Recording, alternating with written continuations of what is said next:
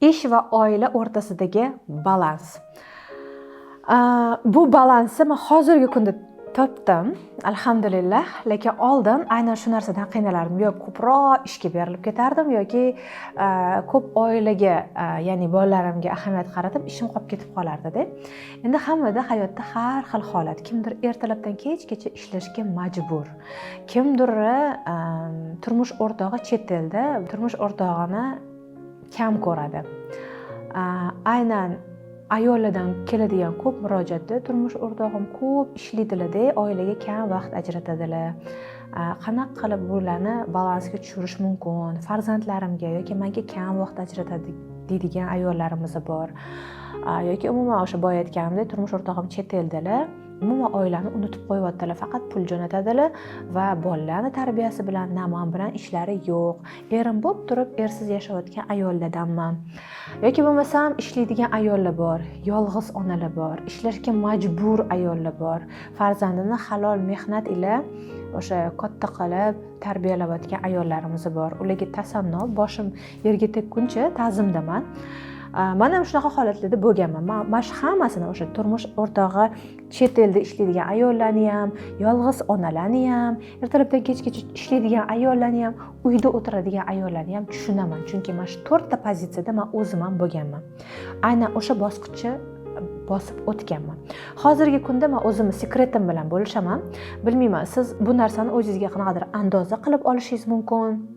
Yoki men sizga formula beraman, uni qanday yechish o'zingizga bog'liq deyman har doim.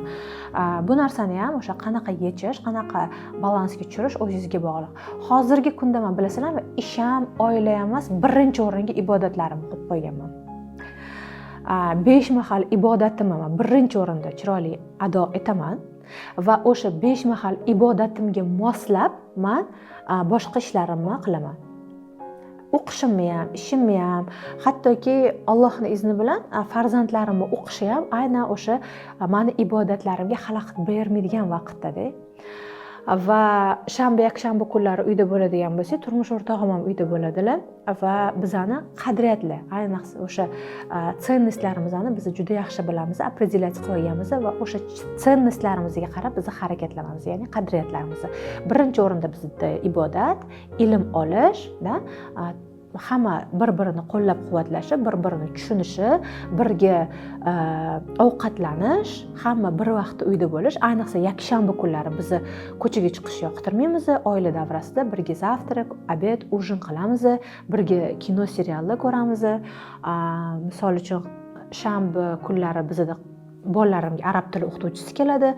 Biz уже balansga tushirib olganmiz. Endi bu narsaga kelish uchun esa men bir nechta xatoliklarni ham qilganman, bir nechta kamchiliklarim ham bo'lgan.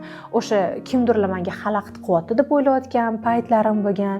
Lekin menda o'sha yo Robbim, o'zing menga go'zal, xotirjam, sakinatdagi uyimdagi atmosferani ber. Hammasi o'z vaqtida bo'lsin. Ibodatlarim ham, farzand tarbiyasi ham, ishim ham bo'lsin parallelni deganman-da. Mana o'sha ibodatlarimni o'z joyiga qo'yganimdan keyin ishim ham, oiladagi balans ham hammasi o'z o'rniga tushdi. Meni sirim aynan shunda. Agar sizda misol uchun ertalabdan kechgacha ishlayman, bolalarimga vaqtim bo'lmayapti deydigan bo'lsangiz, hatto duo qiling. Hatto o'sha vaqt ajratganingizda qaysidir kuni baribir ham dam olasiz-ku, o'sha dam olish kunini polniy o'sha kuningizni ertalabdan kechgacha farzandlaringizga bag'ishlang. Farzandlaringiz bilan suhbatlashing. Farzandlar tushunadi, yosh bola ham tushunadi. Hozir shunaqangi bolalar продвинутый, sizni tushunadi, his qiladi. Ichki emotsional holatingizni his qiladi. Va shundan kelib chiqib, sizlar birgalikda kelishib olishingiz mumkin. Bolalarim, men hozir ishlayapman, ishlashga majburman. Sizlarni yaxshi o'qitib, yaxshi tarbiyalab, yaxshi yedirib ichirishim uchun men ishlashga majburman. Lekin shu qatorda sizlar ham meni tushunib, podдержка qilinglar, halol bo'linglar. Allohga, payg'ambarimiz sollallohu alayhi vasallamni go'zal tanitish orqali va har doim ibodatlaringizda, duolaringizda yo Robbim, farzandlarim tarbiyasini o'zingga topshirdim deyish orqali ham ko'p narsalarga go'zal yechim topish mumkin-da. Chunki amallar niyatlarga qarab. Qachonki nolishni bas qilsangiz, ertalabdan kechgacha ishlayman, charchab ketyapman, farzandlarimga vaqt ajrata olmayapman deb faqatgina noliydigan bo'lsangiz, ishoning, bunda hech qanaqa yutuq yo'q. Naborot, o'sha ishingiz boriga ham shukur, farzandlaringizni yedirib ichirayotganingizga ham shukur, o'sha chet elda hattoki siz va oilangiz uchun ishlab pul jo'natayotgan eringiz borligiga ham shukur. Qancha erkaklar bor, o'sha chet elga ishlashga ketib yuvib ketadigan erkaklar ham, boshqa oila qurib ketadigan erkaklar ham bor-da. Unaqa insonlarga faqatgina Allohdan insof so'raymiz. Endi boringizga shukur, yo'g'ingizga sabr qilasiz.